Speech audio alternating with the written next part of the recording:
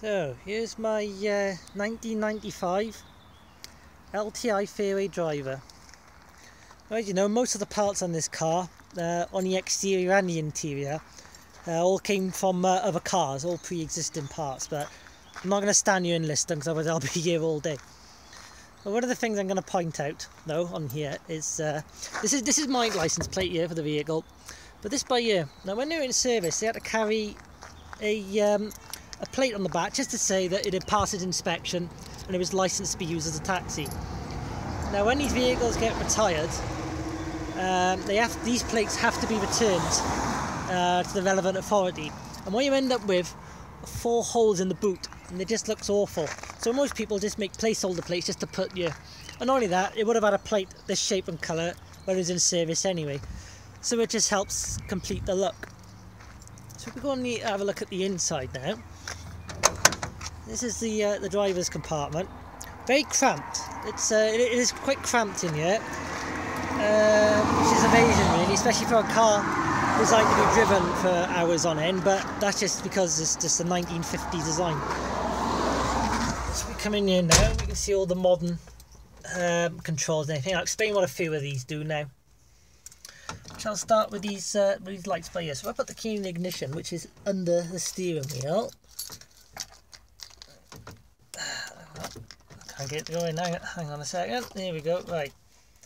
So I put the ignition on now. Now, this light here relates to the gearbox.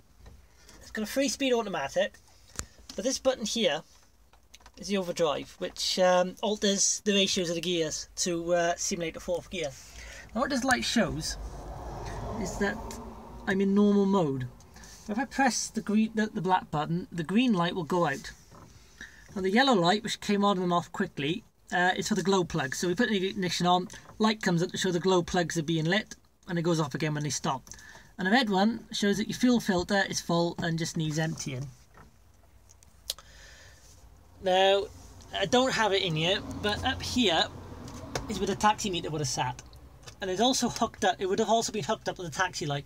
So when the meter's not running, the light is on to show that the taxi's for hire. Then when the meter is running, the light would go out. So what they've done instead, because I haven't got to meet that, is just basically hooked it up to this switch here. If we go outside now,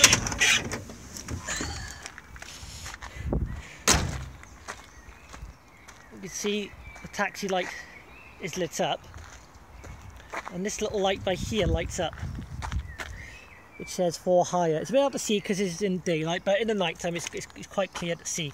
If we look in here, now one of the things this car has, now when they're working in London, they're not allowed to have front seats for the safety of the driver. So you've got this big partition here to separate the driver, but also to be absolutely sure that the driver is safe, you were not allowed to have a front seat at all. The only seat allowed in the front was for the driver, just to make sure there were no passengers in the front for driver safety.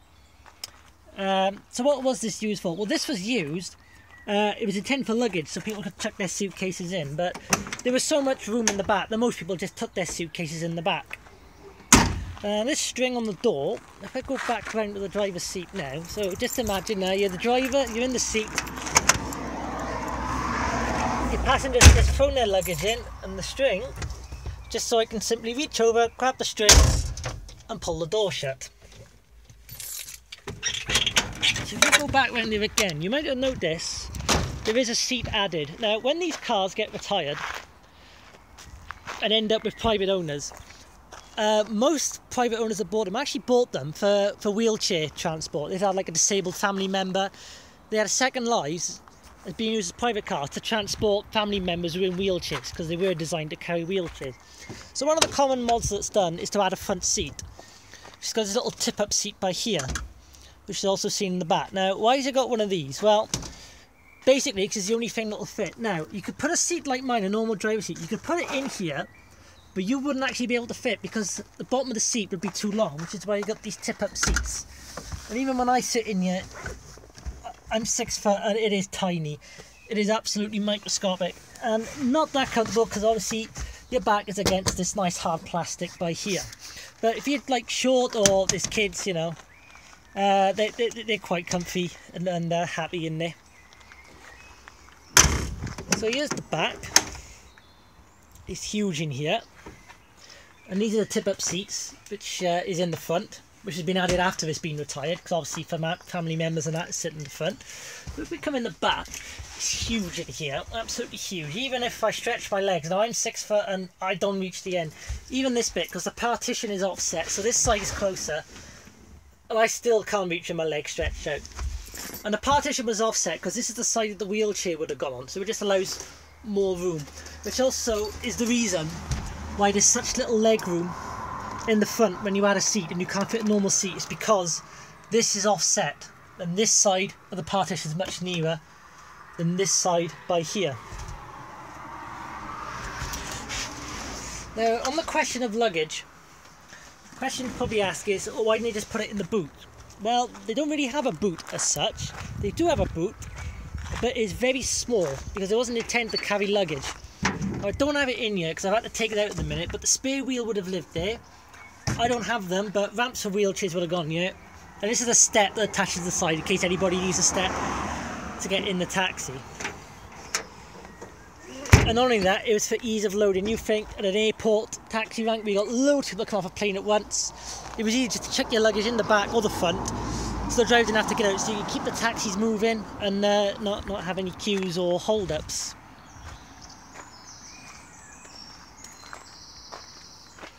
Okay, now one of the things I'm going to show you in a second is this. It's by here. Red light indicate doors are locked. And as it says by here, passenger information. Now this is fitted by the manufacturer, this was. Doors are locked only when vehicle is in motion or when foot brake is applied. And we'll look into that now. Well, one of the things I'm going to mention around the electric windows in the front. Main electric windows, basically because the driver sat on this side, but you're sat in a rank and somebody wants to come up and tell the driver where they're going. All the driver's got to do, press the button, wind the window down, and they can speak to the customer so they can tell them where they want to go. But these ones in the back, they just simply slide down and slide back up again. Okay, so let's have a look at these motion locks now. Right, let's go in the driver's seat and I'll put the ignition on. What we're going to look at here is the lights on the dashboard. So if I put my key in the ignition again, hold on a second. Right, put the ignition on. Probably the light. Right, this little green light here, this is the one right now. So this light here tells me that the back doors are unlocked. So we're completely motionless now. We're not moving anywhere. Engine's not even running. If I put my foot on the brake, probably heard the click. And the key's gone out. Now, the key gone out, telling me the doors are locked. And if we look by here, the little light has come to tell me the doors are locked. So I take my foot off the brake. And then, there we go. And when I pull away, when I'm driving, the doors lock themselves as soon as I pull away. Now obviously, they're locked when the vehicle's in motion for safety, so passengers don't fall out.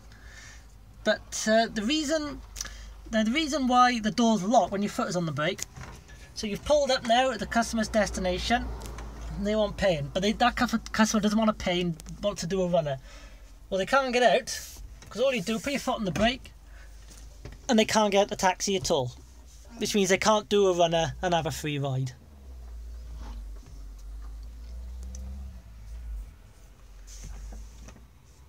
So let's start it up and we'll give it a listen.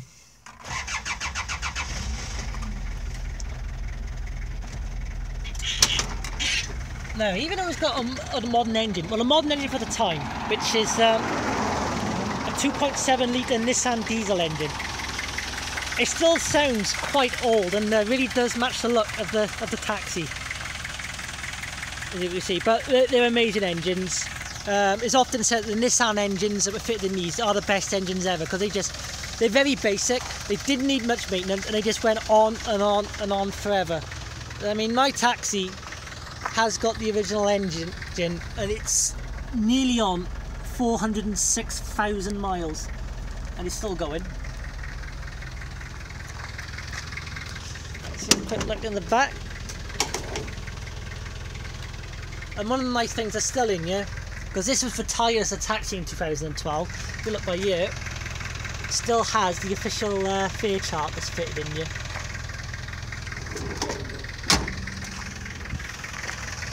So there we are. I hope you like looking at my taxi.